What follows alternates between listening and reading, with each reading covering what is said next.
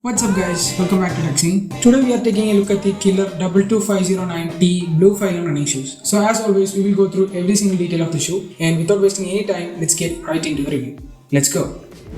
First, let's start with the design itself. Looking at the design, you can see there is nothing much going on, but they used a very standard dark color combination. And also, other than this single color, there is no any other color except a red accent on the outsole of the shoe. And everything else is almost the same color.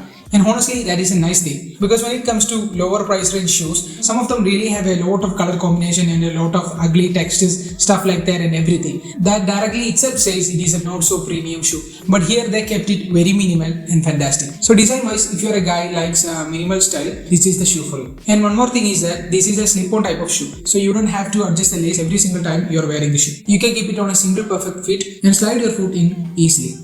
Looking at the midsole, we can see a two texture design. That means on the anterior part or the front side, we have a more textured and a matte color. But on the back side, we have a glossy color. So it gives a nice look to the outsole. And on the back side, the midsole rises up. And if you look at the upper material, it is a very breathable and a cloth type of material. So at the end of the video, we will check the durability of this cloth material. But other than the standard a single logo on the side, there is nothing much going on the upper material. And that looks very premium too. So if you look at the killer logo, it is a sleek one and it matches very well with the shoe. And that is the main reason it looks a little bit more premium. So overall, designing wise, personally, I really like it. Especially if you are looking to match it with multiple dresses, it can really suit your purpose because it is a darker shade of color.